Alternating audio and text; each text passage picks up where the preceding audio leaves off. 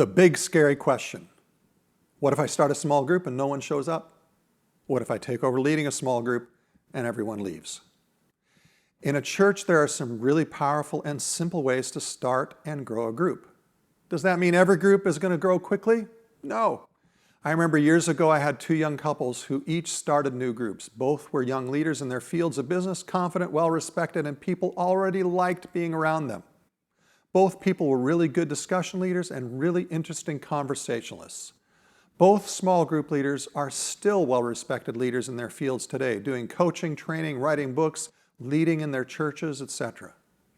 One group took off and exploded, the other growing to 20 people in a matter of a couple months and multiplied their first new group within a year. The other group grew to 6 people, 3 couples, in 4 months, and eventually to 10 people. Both were great groups with a lot of positive impact in the people's lives who were part of them. One group jumped in and did what I'm about to teach you, can grow your group. The other kind of started the group, let it be advertised, and occasionally invited someone to the group, but not very often. Churches have lots of built-in ways to start and grow a small group. One of the best low-impact things a new group leader can do is join the weekend services welcome team once or twice a month for a 20 to 30-minute commitment. When you're already coming to church, you get the opportunity to meet people who are new to church and invite them to be part of your group. Then there are also what one of the great church growth experts of the last 50 years dubbed as the fishing pool events. Mid-sized groups like men's breakfast, dad and co, women's retreat, young married gatherings, and the empty nester parties. Ministries where lots of people in a demographic within the church get together for fun or for a seminar or retreat.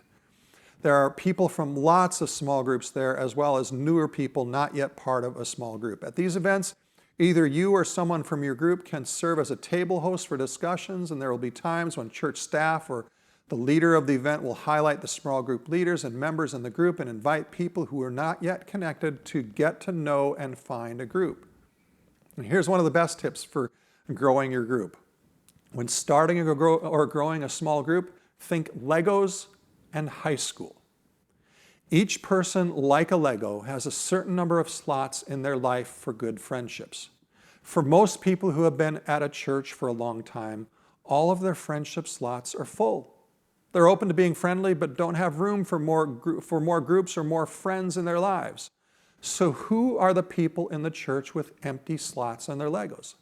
They're often people who have gone through major life change, graduated, moved from single to dating to married, and they're now looking for married friends, empty nesters, their kids are gone, and now they have more time and more space for friendships. And also people who are new to the church, people who have moved into the area from out of town.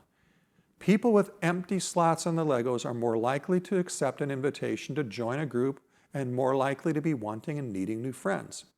And don't just stop with thinking about Legos. Think high school. When you were in high school, who were your friends? Mostly people who were in your grade, a few a year ahead of you maybe a few a year behind you. Probably 90% of your friends fell into those categories. The same is true of churches. While you can have lots of acquaintances, most of your friends will end up being those who came to the church within a year or so of you arriving at church. Certainly, you'll have great friendships that develop beyond those time limits, but most will find that the people they are closest to at church came to the church around the same time. Why? Because they had empty Lego slots, room for new friendships at that time. The people you get close to beyond those time boundaries will often be people you serve with for a long time or people who are leaders of a group you joined, because leaders who start new groups are intentionally making room for more relationships in their life. They're making room on their Lego.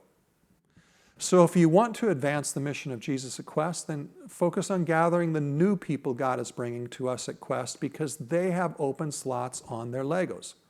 How well we minister to the people God is bringing us depends on people like you who are willing to make room in your life and your group and help us care really well for everyone God brings to our church. So have fun starting a new group and growing your group. And don't compare how your group grows to other people. Just be faithful to be open, inviting, and doing a few simple intentional things to reach out and invite people into your group. So take a moment to consider this question. And if you're with others, talk about it. To what extent do you see the Legos in high school analogies playing out in your experience of church? What are some ways you would like to apply what you learned in this session to start or grow your group?